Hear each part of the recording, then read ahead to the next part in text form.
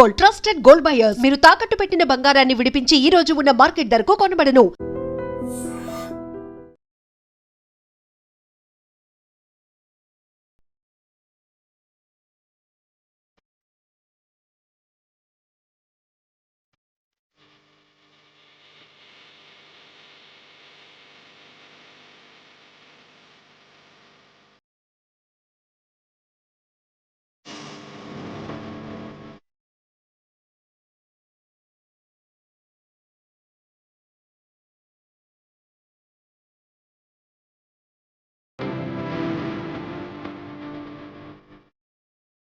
కూకట్పల్లిలో అత్యంత దారుణమైనటువంటి ఘటన జరిగింది. యాక్చువల్లీ 10 ఏళ్ల అమ్మాయి పేరు వచ్చి సహస్ర. ఆమె ఈ రోజు స్కూల్ కి వెళ్ళలేదు, ఇంట్లోనే ఉండింది. అండ్ సహస్రకి ఒక తమ్ముడు కూడా ఉన్నాడు. ఆ తమ్ముడు స్కూల్ కి వెళ్ళినటువంటి సందర్భంలో వాళ్ళ తండ్రి ఆ అబ్బాయికి టిఫిన్ బాక్స్ ఇవ్వడానికని ఇంటికి రాగానే ఈ అమ్మాయి ఎవరైతే ఉన్నారో బెడ్ పైన పూర్తిగా రక్తపు మడుగులో కత్తి పోట్లతో పడి ఉండడాన్ని చూసి షాక్ అయిపోయినటువంటి సిచ్యువేషన్ అయితే కనిపించింది. పాపం 10 ఏళ్ల పాప, ఎవరి మీద కూడా తల్లిదండ్రులకు అనుమానం అయితే లేదు. ఇద్దరు కూడా ప్రైవేట్ ఉద్యోగులు కావడం, దగ్గరలోనే ల్యాబ్ టెక్నీషియన్ గా ఇప్పుడు ఈ సహస్ర పాప ఎవరైతే చనిపోయిందో పాప వాళ్ళ అమ్మ ల్యాబ్ టెక్నీషియన్ గా పనిచేస్తోంది. అండ్ ఫాదర్ ఏమో దగ్గరలో ఉన్నటువంటి ఇంకో ప్రైవేట్ దాంట్లో ఉద్యోగం చేస్తున్నటువంటి సందర్భంలో కూకట్పల్లిలో ఒక్కసారిగా ఈ ఇన్సిడెంట్ అయితే జరిగింది. 10 ఏళ్ల పాప అంటే ఇద్దరు అమ్మ నాన్న వర్కింగ్ దాంట్లో ఉన్నప్పుడైతే ఇది అందరికీ ఎక్స్పీరియన్స్ చేస్తూ ఉంటారు. పిల్లలు ఇద్దరే వాళ్ళది వాళ్ళు ఆలనా పాలన కావచ్చు, లేదంటే వాళ్ళది వాళ్ళు ఉండడం అలవాటు చేసుకున్న సందర్భాలే మనకు చాలా మట్టికి కనిపిస్తుంది. ఎందుకంటే ఇద్దరు కూడా పేరెంట్స్ వర్కింగ్ పేరెంట్స్ ఉన్నప్పుడు మాత్రం ఇట్లాంటి సిచ్యువేషన్ ప్రతి పేరెంట్ కూడా ఫేస్ చేస్తున్నటువంటి సిచ్యువేషన్.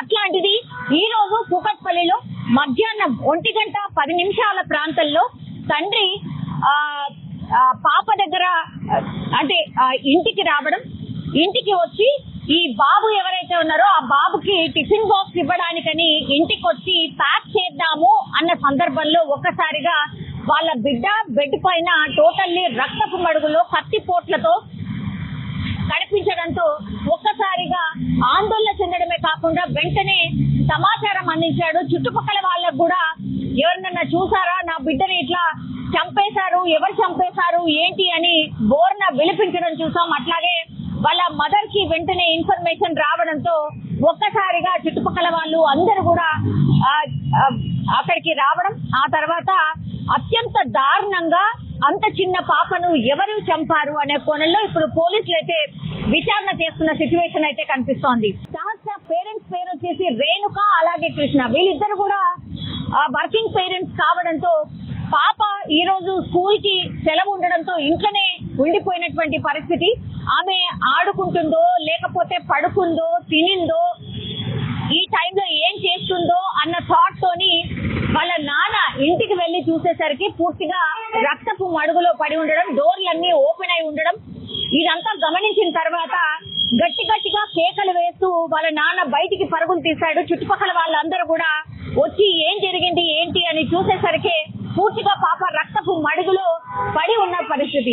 దీంతో వెంటనే పోలీసులకు సమాచారం అందించారు. ఇప్పుడు క్లూస్ టీమ్ కావచ్చు, డాగ్ స్క్వాడ్ కావచ్చు, ఇవన్నీ చేరుకొని పాప ఎలా చనిపోయింది, ఎవరు చంపి ఉంటారు అనే కోణంలో విచారణ చేస్తూ ఉన్నారు. పోలీసులు ప్రాథమికంగా విచారణ చేసినప్పుడు వీళ్ళ పేరెంట్స్ ని కూడా అడిగినప్పుడు మాకెవరితోని శత్రుత్వం లేదు, మేమేదో మా పని చేసుకొని వెళ్ళిపోతాం కాబట్టి అసలు మాకు ఎవరి మీద కూడా అనుమానం లేదు, ఇంత దారుణంగా మా బిడ్డను ఎవరు చంపారు ఏంటి అని రోధిస్తున్నటువంటి సిచ్యువేషన్.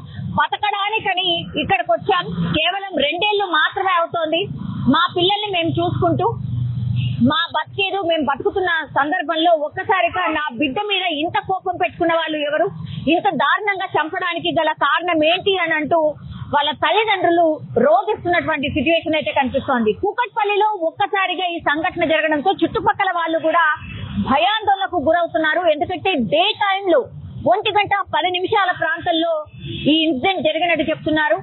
పూర్తిగా సీసీ కెమెరాస్ కి సంబంధించిన ఫుటేజెస్ అన్ని కూడా పోలీసులు కలెక్ట్ చేస్తూ ఉన్నారు.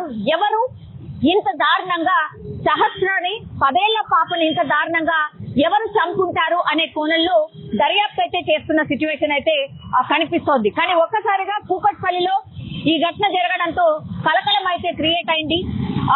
ఇంత డే టైంలో పట్ట పగలే ఒక చిన్న పాపని ఇంత దారుణంగా చంపడానికి గల కారణాలు ఏంటి అనే కోణంలో పోలీసులు అయితే విచారణ చేస్తూ ఉన్నారు. ఈరోజు మధ్యాహ్నం 1:10 మా కుకట్పల్లి పోలీస్ స్టేషన్కి ఒక డయల్ 100 సమాచారం వచ్చింది.